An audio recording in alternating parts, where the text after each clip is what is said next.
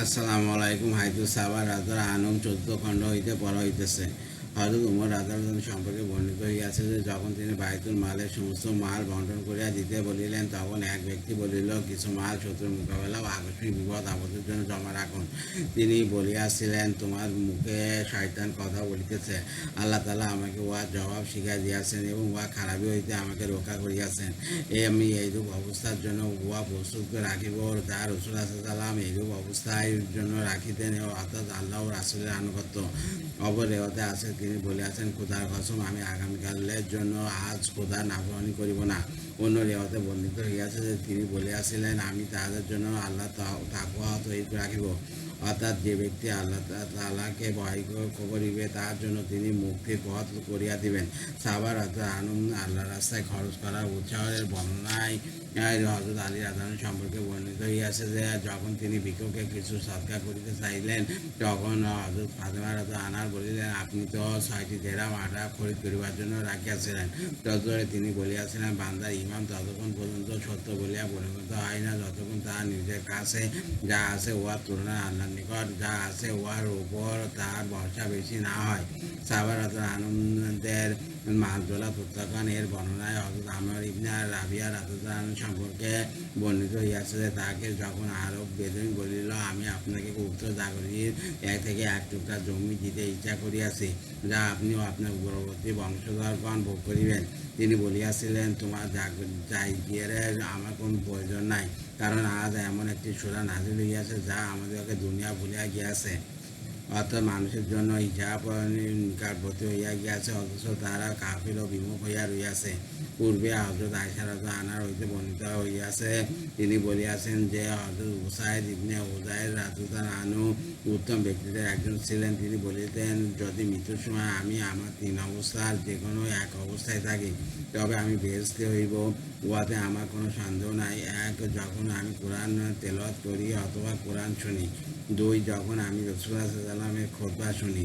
3, যখন আমি কোনো জানাজায় শরীক হই, কারণ যখন আমি কোনো জানাজায় শরীক হই, তখন আমার সেই অবস্থার কথা মনে হয় যে অবস্থা আমার হইবে, এবং সেই জায়গার কথা মনে জাগে যেখানে আমাকে যাইতে হইবে। দাদা সন্তান নামাজের জন্য সাহাবা রাদিয়াল্লাহু আনহুদের একত্রিত হওয়া। রাসূলুল্লাহ সাল্লাল্লাহু আলাইহি ওয়াসাল্লাম ও সাহাবা রাদিয়াল্লাহু আনহুম নামাজের জন্য মসজিদে কিরূপ একত্রিত হইতেন এবং উহার প্রতি উৎসাহ রাখিতেন এবং অপরকে উৎসাহ করিতেন। তারা এক নামাজের পর পরবর্তী নামাজের সময় উপস্থিত হওয়াকে এইরূপ গুরুত্ব দিতেন যে, আল্লাহ এক হুকুমের পর আরেক হুকুম এবং বান্দার এক আমলের পর আরেক আমল উপস্থিত হইয়াছে বলিয়া মনে করিতেন। আর ওই সকল আদিষ্ট আমলের জন্য তারা কিরূপ নিজেদের যাবতীয় কাজকর্ম পরিত্যাগ করিতেন, যেগুলি দ্বারা ঈমান ও ঈমানী গুণাবলী বৃদ্ধি হয়, ইলম ও আমলের প্রসার হয়, আল্লাহ তাআলার জিকির পুনরুজ্জীবিত হয় এবং দোয়া ও উহার আনুষঙ্গিক সত্যসমূহ প্রতিষ্ঠিত হয়। মোট কথা, তারা যেন বাহ্যিক সৃষ্ট বস্তুর প্রতি কোনরূপ ভক্তি করিতেন না, বরং উহা সৃষ্টিকর্তা ও সর্ববিধ কর্তার নিকট হইতে লাভবান হইতে চাইতেন।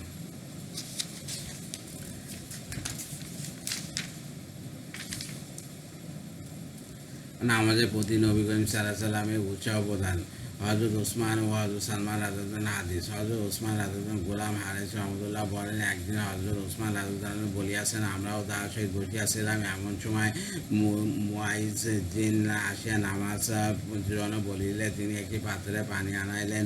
বর্ণনাকারী বলেন, আমার মনে হয় উহার পরিমাণ 1 মুদ, অর্থাৎ 14 ছটাক হইবে। তিনি উযু করিলেন, ততবার বলিলেন, আমি রাসূলুল্লাহ সাল্লাল্লাহু আলাইহি ওয়াসাল্লামকে আমার এই উযুর ন্যায় উযু করিতে দেখিয়াছি। অথবা তিনি বলিয়াছেন, যে ব্যক্তি আমার এই উযুর ন্যায় উযু করিবে এবং উঠিয়া জোহরের নামাজ আদায় করিবে, তাহার সকাল হইতে জোহর পর্যন্ত সকল গুনাহ মাফ হইয়া যাইবে। অথবা যখন সে আসরের নামাজ পড়িবে, তাহার জোহর হইতে আসর পর্যন্ত সকল গুনাহ মাফ হইয়া যাইবে। অথবা যখন সে মাগরিবের নামাজ পড়িবে, আসর হইতে মাগরিব পর্যন্ত তাহার সকল গুনাহ মাফ হইয়া যাইবে। তারপর যখন এশার নামাজ পড়িবে, মাগরিব হইতে এশা পর্যন্ত তাহার সকল গুনাহ মাফ হইয়া যাইবে। তারপর হয়তো সে এপাশ ওপাশ করিয়া কোনো গুনাহের কাজে রাত্রি কাটাইবে।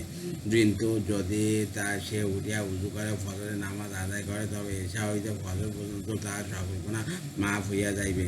ইহাই সেই হাসানাত নেকিসমূহ যা গুনাহসমূহকে দূর করিয়া দেয়। লোকেরা জিজ্ঞাসা করিল, হে ওসমান, এগুলি যদি হাসানাত হয়, তবে কোরআন পাকে উল্লেখিত বাকিয়াত কোনগুলি? তিনি বললেন, তা হইল, আবু ওসমান রাদিয়াল্লাহু আনহু রহমতুল্লাহ বলেন, আমি হযরত সালমান রাদিয়াল্লাহু সহিত একটি গাছের নিচে ছিলাম। তিনি সেই গাছের একটি শুষ্ক ডাল হাতে লইয়া নাড়িলেন, ফলে উহার পাতাগুলো ঝরিয়া গেল। তারপর তিনি আমাকে বলিলেন, আবু ওসমান, তুমি আমাকে জিজ্ঞাসা করিলে না যে আমি কেন এমন করিলাম? আমি বলিলাম, বলুন কেন এমন করিলেন? তিনি বলিলেন, আমি একবার রাসূলুল্লাহ সাল্লাল্লাহু আলাইহি ওয়াসাল্লামের সহিত একটি গাছের নিচে ছিলাম, তিনিও আমার সহিত এমন করিলেন। গাছে একটি শুষ্ক ডাল লইয়া নাড়িলেন, এবং ফলে উহার পাতা ঝরিয়া গেল। তারপর তিনি বলিলেন, ইয়া সালমান, তুমি জিজ্ঞাসা করিলেন না যে আমি কেন এমন করিলাম? আমি বলিলাম, বলিয়া দিন কেন এমন করিলেন? তিনি বললেন, হে সালমান, একজন মুসলমান যখন উজু করে এবং তা উত্তমরূপে করে, তারপর সে ৫ ওয়াক্ত নামাজ আদায় করে, তার গুণাগুলি এমনভাবে জড়িয়া পড়ে যেমন এই পাতাগুলি জড়িতেছে। তারপর তিনি কোরআন পাকে এই আয়াত তেলাওয়াত করিলেন, অর্থাৎ দিনের উভয় প্রান্তে, অর্থাৎ সকাল, সন্ধ্যা এবং রাতের এক অংশে নামাজ কায়েম করো। নিঃসন্দেহে নেক কাজসমূহ গুণাগুলিকে দূর করিয়া দেয়। যারা নসিহত মানিয়া চলে তাদের নিকট উহা একটি নসিহত। আহমদ নাসাই। দুই ভাইয়ের ঘটনা। আমির ইবনে সাদ ইবনে আবি আক্কাস রহমতুল্লাহ বলেন, হযরত সাদ সাহাবা রাদিয়াল্লাহু জামাতকে আমি বলিতে শুনিয়াছি যে রাসূলুল্লাহ সাল্লাল্লাহু আলাইহি ওয়াসাল্লামের জামানায় দুই ভাই ছিলেন। তার মধ্যে একজন অপরজন অপেক্ষা উত্তম ছিলেন। উত্তম জন প্রথমে মারা গেলেন এবং অপরজন আরও কিছুদিন জীবিত থাকিয়া পরে মারা গেলেন। রাসূলুল্লাহ সাল্লাল্লাহু আলাইহি ওয়াসাল্লামের নিকট কেউ দ্বিতীয় ব্যক্তির ওপর প্রথম ব্যক্তির ফজিলত নিয়ে আলোচনা করে তিনি বলেন, সে দ্বিতীয় ভাই কি নামাজ পড়ে নাই? সাহাবা রাদিয়াল্লাহু আনহুম বলিলেন, হ্যাঁ ওয়া রাসূলুল্লাহ। রাসূলুল্লাহ সাল্লাল্লাহু আলাইহি ওয়াসাল্লাম বললেন, তোমরা কি জানো তার নামাজ কোথায় পৌঁছায় দিয়াছে? তারপর তিনি এইগুলোকে বলিলেন, নামাজের উদাহরণ এইরূপ, যেমন কারো ঘরের সম্মুখে একটি সুমিষ্ট ও গভীর নহর প্রবাহিত থাকে, আর সে উহাতে প্রত্যেক 5 বার গোসল করে। তবে কি ধারণা তোমাদের, তার শরীরে কোনো ময়লা থাকিবে কি? অন্য রিওয়ায়াতে বর্ণিত হইয়াছে যে দ্বিতীয়জন প্রথমজনের 40 দিন পর মারা গিয়াছিলেন। হযরত আবু হুরায়রা রাদিয়াল্লাহু আনহু বলেন, খুজার বংশের 2 ব্যক্তি রাসূলুল্লাহ সাল্লাল্লাহু আলাইহি ওয়াসাল্লামের নিকট আসিয়া একত্রে মুসলমান হইয়াছিলেন। তার মধ্যে এক ব্যক্তি কোনো জিহাদে শহীদ হইলেন এবং অপরজন 1 বছর পর মারা গেলেন। হযরত তালহা ইবনে উবাইদুল্লাহ রাদিয়াল্লাহু আনহু বলেন, আমি স্বপ্নে দেখিলাম, যিনি পরে মারা গেলেন তাদের শহীদের পূর্বে বেহেশতে প্রবেশের অনুমতি দেওয়া হইল। উহাতে আমি আচরণিত হইলাম। আমি সকালবেলা রাসূলুল্লাহ সাল্লাল্লাহু আলাইহি ওয়াসাল্লামের নিকট উহা আলোচনা করিলাম, অথবা অন্য কেউ আলোচনা করিলে রাসূলুল্লাহ সাল্লাল্লাহু আলাইহি ওয়াসাল্লাম বলিলেন, সে কি তাহার শহীদের পর 1 রমজানের রোজা রাখে নাই, 6000 রাকাত নামাজ পড়ে নাই এবং 1 বছরে 77 রাকাত নামাজ বেশি পড়ে নাই? অপর এক রিওয়ায়াতে বর্ণিত হইয়াছে যে রাসূলুল্লাহ সাল্লাল্লাহু আলাইহি ওয়াসাল্লাম বলিলেন, তবে তো উভয়ের মধ্যে আসমান জমিনের পার্থক্য হইয়া গিয়াছে। আহমদ। নামাজ গুনাহে কাফারা। হযরত আলী রাদিয়াল্লাহু আনহু বলেন, আমরা রাসূলুল্লাহ সাল্লাল্লাহু আলাইহি ওয়াসাল্লামের সহিত মসজিদে নামাজের জন্য অপেক্ষা করিতেছিলাম। এমন সময় এক ব্যক্তি দাঁড়াইয়া বলিল, আমি একটি গুনাহ করিয়া ফেলিয়াছি। রাসূলুল্লাহ সাল্লাল্লাহু আলাইহি ওয়াসাল্লাম মুখ ফিরাইয়া নিলেন। তারপর যখন নামাজ শেষ করিলেন, সেই ব্যক্তি দাঁড়াইয়া আবার সেই কথা বলিল। রাসূলুল্লাহ সাল্লাল্লাহু আলাইহি ওয়াসাল্লাম বললেন, তুমি কি আমাদের সহিত এই নামাজ পড়ো না এবং ভালো করিয়া উযু করো নাই? সে বলিল, অবশ্যই। বলিলেন, এই নামাজ তোমার গুনাহের জন্য কাফারা হইয়া গিয়াছে। তাবরানী।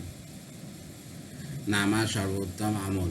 হযরত আব্দুল্লাহ ইবনে আমর রাদিয়াল্লাহু আনহু হইতে বর্ণিত আছে যে এক ব্যক্তি রাসূলুল্লাহ সাল্লাল্লাহু আলাইহি ওয়াসাল্লামের নিকট আসিয়া সর্বোত্তম আমল সম্পর্কে জিজ্ঞাসা করিল।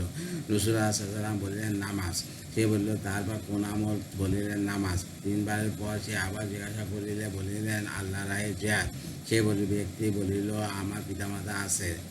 রাসূলুল্লাহ সাল্লাল্লাহু আলাইহি ওয়াসাল্লাম বলিলেন, আমি তোমাকে পিতামাতার সহিত সদ্ব্যবহারের আদেশ করিতেছি। সে বলিল, সেই পাকজাতের কসম, যিনি আপনাকে হক দিয়া নবী বানাইয়া পাঠাইয়াছেন, আমি অবশ্যই জিহাদ করিব এবং তাহাদিগকে ছাড়িব। রাসূলুল্লাহ সাল্লাল্লাহু আলাইহি ওয়াসাল্লাম বলিলেন, তুমি ভালো জানো। আহমদ। সিদ্দিক ও শহীদগণের দলভুক্ত হইবার বর্ণনা। হযরত আমর ইবনে মুরার আর জুহানী রাদিয়াল্লাহু আনহু বলেন, এক ব্যক্তি রাসূলুল্লাহ সাল্লাল্লাহু আলাইহি ওয়াসাল্লামের নিকট আসিয়া বললেন, ইয়া রাসূলুল্লাহ, আমি লা ইলাহা ইল্লাল্লাহ ও আপনি আল্লাহর রাসূল উহা সাক্ষ্য দেয় এবং 5 ওয়াক্ত নামাজ পড়ি, যাকাত দান করি এবং রমজান মাসে রোজা রাখি ও তারাবি পড়ি, তবে আমি কোন দলভুক্ত হইব? তিনি বলিলেন, সিদ্দিক ও শহীদগণের দলভুক্ত হইবে। বাদদার। রাসূলুল্লাহ সাল্লাল্লাহু আলাইহি ওয়াসাল্লাম কর্তৃক নামাজের ওসিয়াত। হযরত আনাস রাদিয়াল্লাহু আনহু বলেন, ইন্তেকালের সময় রাসূলুল্লাহ সাল্লাল্লাহু আলাইহি ওয়াসাল্লামের অসাধারণ ওসিয়াত এই ছিল যে নামাজ ও গোলামদের সম্পর্কে সতর্ক থাকিও।